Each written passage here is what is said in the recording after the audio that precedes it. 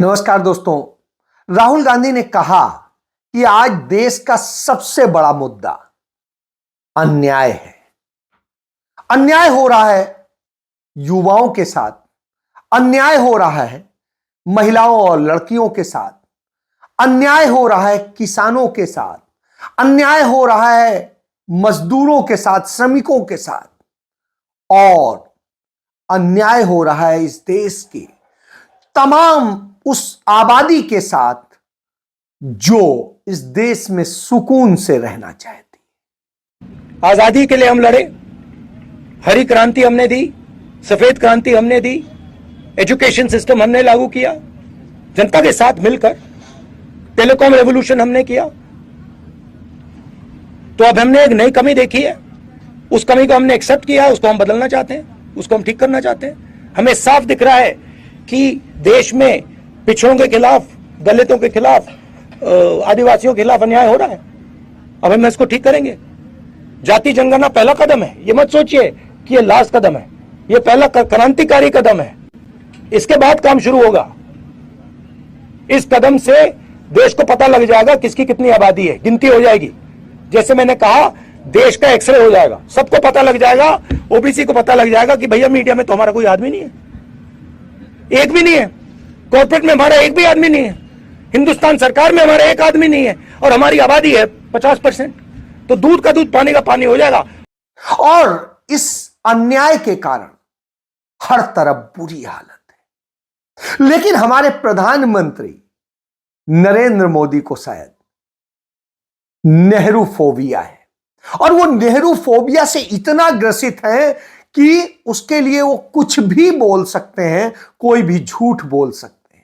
नेहरू जी की भारतीयों के प्रति सोच थी कि भारतीय आलसी है।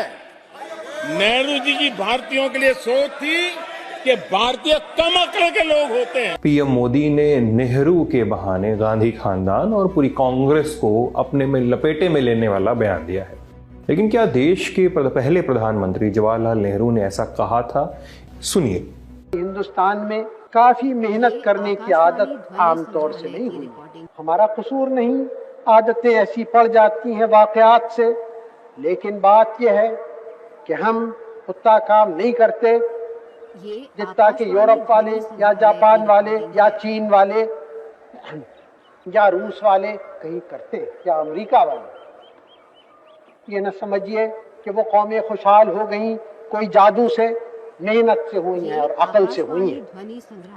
तो हम भी मेहनत और अकल से बढ़ सकते हैं, कोई और चारा नहीं। यानी इसका मतलब है कि इन जैसे शब्दों के फेर में ना पड़े तो नेहरू जी ने आलसी शब्द का इस्तेमाल नहीं किया। हाँ, ये जरूर कहा कि हमें काफी मेहनत करने की आदत नहीं हुई है। ये भी नहीं कहा कि हिंदुस्तानियों की अक्ल कम है। हाँ, ये जरूर कहा कि दूसरे देश मेहनत और अक्ल से आगे बढ़ें। कल संसद में वो जवाब दे रहे थे तमाम सवालों का और धन्यवाद प्रस्ताव पर बोल रहे थे। उस दौरान उन्होंने 110 मिनट जो बोला, उसमें 78 मिनट सिर्फ नेहरू और कांग्रेस पर बोला, और नेहरू और कांग्रेस पे 78 मिनट में जो बोला 100% झूठ बोला, 99 भी नहीं, 100% झूठ बोला। और जो बाकी बचे टाइम में बोला, जो अपनी उपलब्धियां गिनाई, वो भी उन्होंने 90% झूठ बोली। अब मैं 90% क्यों कह रहा हूं, इस पे आऊंगा। इस देश में उन्होंने कहा इस देश की अर्थव्यवस्था दुनिया की 5वीं सबसे बड़ी अर्थव्यवस्था बन गई है। मैं भी मान लेता हूं, चलिए सच होगा। लेकिन कैसे बनी है यह नहीं बता रहे हैं कि इस देश के ऊपर 250 लाख करोड़ रुपए का कर्ज लादने के बाद में बनी है। यानी कर्ज के बूते 5वीं अर्थव्यवस्था बन रही है। इसके बाद उन तमाम पूंजीपतियों के साथ जो नरेंद्र मोदी के खास हैं, उनको सब कुछ सौंप देने के कारण, और उनकी स्थिति क्या है, वो बन रहे हैं, देश कंगाल हो रहा है।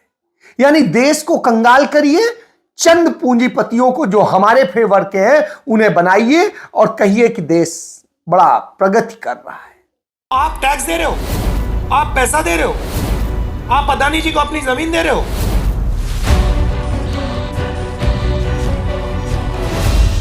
अदानी बोला कि आप लोग को जो जमीन ले रहे हैं, हम लोग बच्चा बुतरू को सबको रोजगार देंगे।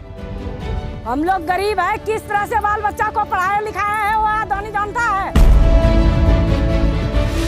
पहले आया कंपनी बहुत बड़ी बड़ी बातें की, हम ये देंगे आपको वो देंगे, कभी गरीबी का सामना नहीं करना पड़ेगा, मगर हर चीज का सामना करना पड़ रहा है। उनकी कंपनी में उनके मित्र हैं और आप बेरोजगारी और भूख के रास्ते पे चलते जा रहे हैं। बच्चा बुतरू पढ़ लिख कर भटक रहा है गली गली। बीएससी कर चुके हैं, पेट चलाने के लिए तो कुछ तो करना पड़ेगा। रोजगार की श्रेणी इतनी नीचे गिर गई है कि हमें अडानी में एक लेबर के तौर पे काम करना पड़ रहा है। ये वर्दी जो आप देख रहे हैं ना, ऐसे नहीं मिला, ये 5.5 लाख देने के बाद मिलता है। ये वर्दी उनको फ्री मिलता है जो रात दिन मोदी मोदी मोदी करते रहते हैं ना। बिजली बांग्लादेश जाता है ढाका, और हम लोगों को कुछ भी बिजली नहीं मिला, न पानी का सुविधा मिला, न रोड मिला, न शिक्षा मिला, न स्वास्थ्य मिला, कुछ नहीं मिला। प्रेस तो हमारी बात उठाती नहीं। आप जानते हो कि प्रेस वाले अदानी जी के लिए काम करते हैं, बड़े बड़े उद्योगपतियों के लिए काम करते हैं, तो वो कमजोर लोगों की आवाज तो नहीं उठाएंगे, पिछड़ों की, दलितों की, आदिवासियों की। तो इसलिए हमने सोचा कि आपके बीच में आकर और आपके जो समस्याएं हैं उनके बारे में हम बोलें। इसमें एक कहानी याद आती है। अकबर ने एक दिन अपने मंत्रियों से पूछा कैसा चल रहा है देश, तो उनका साहब बड़ा खुशहाल है, सब दूध दही और मक्खन खा रहे हैं, लोग खुश हैं। और ये अकबर ने पता किया और सारे अपने मंत्रियों के यहाँ जितने गाय भैंस और ये सब थी वो राज के उसमें जमा करवा दी। अब पशुगाह में पहुंच गई तो अब बेचारे महीने 2 महीने बाद में फिर उन्होंने पूछा अब राज्य कैसा चल रहा है। कैसा, बड़े संकट चल रहे हैं, लोगों की बड़ी समस्याएं हैं, उन्हें दूध नहीं मिल रहा है, ये नहीं मिल रहा है, वो नहीं हो रहा है। अकबर ने कहा कोई बात नहीं, फिर उन्होंने वो जानवर उन्हें वापस करा दिए। उसके बाद में फिर उन्होंने पूछा तो बोले साहब बड़ा अच्छा है, बड़ा खुशहाल है, सब लोग सरकार की जय जयकार कर रहे हैं। आप समझ सकते हैं नरेंद्र मोदी ने यही किया है, कमोबेश अपने लिए कर लिया तो देश खुशहाल हो गया। हुजूर हालत यह हो गई है कि इस देश को हैप्पीनेस इंडेक्स जिसे कहते हैं, खुशहाली का इंडेक्स, उसमें वैश्विक स्थिति में हम सबसे बुरी स्थिति में आ गए। भ्रष्टाचार मुक्त भारत की बात करते थे, भ्रष्टाचार के मामले में भारत सबसे आगे आ गया है। आज ये स्थिति है, भुखमरी की बात होती थी, आज देश भुखमरी में इतना डाल दिया गया है कि 81.35 करोड़ लोग 5 किलो अनाज, मुफ्त अनाज के भरोसे। बेरोजगार युवाओं की आबादी दुनिया की एक बड़ी फौज के बराबर। आप इससे समझिए कि हिंदुस्तान में सबसे बड़ी बेरोजगारों की फौज है, और जो दुनिया के बेरोजगारों की आबादी की तुलना में करेंगे तो भारत की बद से बदतर हालत है। इस हालत में हम खड़े हैं, इस हालत में खड़े हैं कि हमारे देश में इलाज के अभाव में मरने वालों की संख्या बढ़ गई है। हमारे देश में हर 1 घंटे में एक किसान आत्महत्या कर लेता है, हर घंटे में 2-3 जो है मजदूर आत्महत्या कर लेते हैं।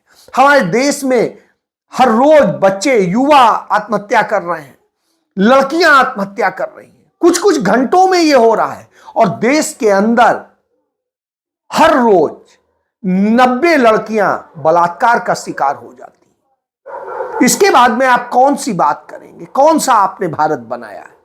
दलितों पर अत्याचार बढ़ गए हैं, आदिवासियों पर अत्याचार बढ़ गए हैं, पिछड़ों की स्थिति खराब हो रही है, और देश का किसान कर्ज में फंसता जा रहा है, कर्ज बढ़ गया है, और महंगाई हिंदुस्तान के इतिहास में सबसे ज्यादा है। अब आप समझिए कि जब से ये सारी चीजें स्ट्रीमलाइन हुई हैं तब से कितनी बुरी हालत में। पंडित नेहरू पर बोलते हैं कि पंडित नेहरू कहते थे कि इस देश के नागरिक जो हैं वो बड़े कामचोर हैं, क्योंकि पंडित नेहरू ने ऐसा कभी नहीं कहा।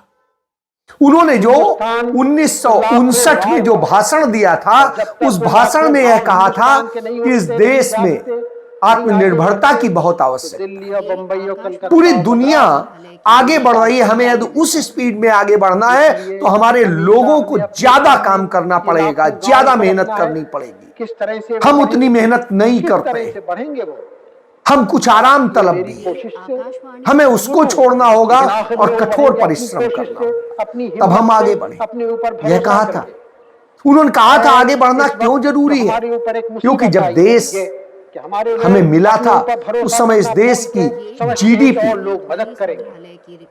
हमारे 350 लाख करोड़ की, तगड़े लोग हैं, भले लोग, आज 135 लाख करोड़ से अधिक की।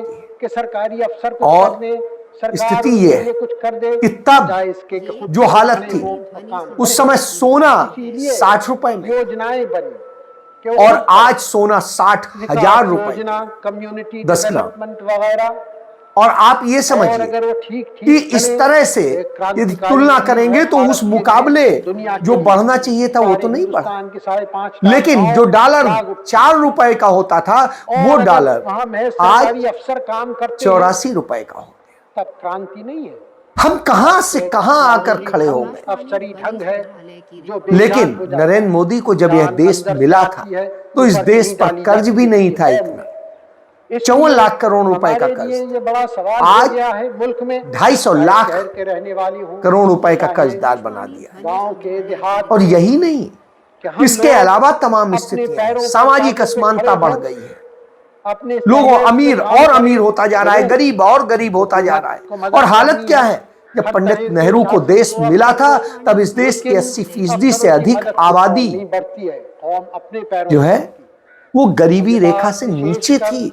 गांव के लिए और उन्होंने इतना समृद्ध किया, कांग्रेस ने इतना समृद्ध किया कि जब नरेंद्र मोदी को यह देश सौंपा गया तो इस देश के अंदर सिर्फ 22% गरीब। इंदिरा गांधी की गरीबी हटाओ योजना ने उनके लिए जितना काम किया कि गरीबी को कैसे खत्म किया जाए, और उसके काम का ही नतीजा था ये सब हुआ। पंडित नेहरू की हरित क्रांति के बदौलत ये सब कुछ हुआ।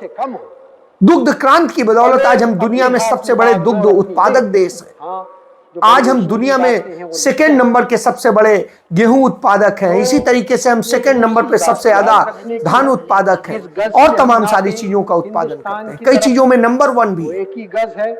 तो ऐसी स्थिति में ये सब बागवानी की दिशा में नेहरू जी ने काम कराया था, जिसके बदौलत हम आम के उत्पादन में नंबर 1 है। यह एक चीज नहीं है, तमाम सारी चीजें। हम चाय के उत्पादन में इतने बेहतर हुए, हम गन्ना उत्पादन में दुनिया में नंबर 1 है। और ऐसी स्थिति में जब लोग कहते हैं इस तरह की बात तो लगता है कि कितना झूठ बोलते हैं। क्या झूठ पर ही नरेंद्र मोदी की पूरी राजनीति टिकी है? आज स्थिति क्या है? राहुल गांधी भारत जोड़ो न्याय यात्रा पे निकले हुए हैं, वो लगातार लड़ रहे हैं उन्हीं मुद्दों को लेकर के जो झूठ के बूते फैलाए गए हैं। अगर कांग्रेस की रफ्तार होती तो ये काम होते होते 60-70 साल और लगते, लेकिन गारंटी नहीं होता कि नहीं होता। प्रोसेस चल रहा है, इंडिपेंडेंस के पहले से चल रहा है, और इस प्रोसेस के सबसे बड़े कदम कांग्रेस पार्टी ने लिए हैं। आजादी के लिए हम लड़े, हरी क्रांति हमने दी, सफेद क्रांति हमने दी, एजुकेशन सिस्टम हमने लागू किया, टेलीकॉम रेवोल्यूशन हमने किया। सवाल जाति जनगणना का सिर्फ नहीं है, सवाल यह है कि इस देश में हिस्सेदारी किसको मिले। तो अब हमने एक नई कमी देखी है, उसको हम बदलना चाहते हैं, उसको हम ठीक करना चाहते हैं। आज जब किसी चीज का डेटा मांगा जाता है तो नरेंद्र मोदी सरकार के पास किसी चीज का डेटा नहीं होता है। उनसे पूछिए कोविड में कितने मर गए तो कहेंगे डेटा नहीं है। उनसे पूछिए कि कितने कोरोना वॉरियर्स मर गए तो कहा डेटा नहीं है। जब उनसे पूछिए कितने लोग बेरोजगार हो गए तो डेटा नहीं है।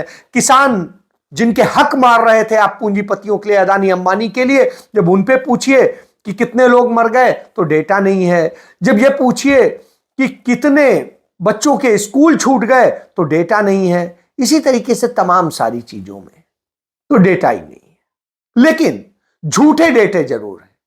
वो झूठा डेटा यह है कि नरेंद्र मोदी दुनिया के सबसे लोकप्रिय हैं, नरेंद्र मोदी विश्वगुरु बन गए हैं, नरेंद्र मोदी पता नहीं क्या। स्थिति यह है कि दुनिया के 90% देश हमें नकारने लगे हैं। और हालत यह है कि सिर्फ जो वो देश हमें पसंद कर रहे हैं जिनके हम उपभोक्ता बन के रह गए। लेकिन वहीं पंडित नेहरू जब होते थे तो इतनी बड़ी हैसियत भारत की थी कि 125 देश उनके पीछे खड़े होते थे और वो गुटनिरपेक्ष आंदोलन के प्रमुख थे। और इसी का प्रभाव था कि दुनिया को पहली महिला संयुक्त राष्ट्र संघ की अध्यक्ष पंडित नेहरू ने दिया था अपनी बहन विजयलक्ष्मी पंडित के रूप में। Votes have been cast as follows: Madam Pandit 37, Prince Juan 22.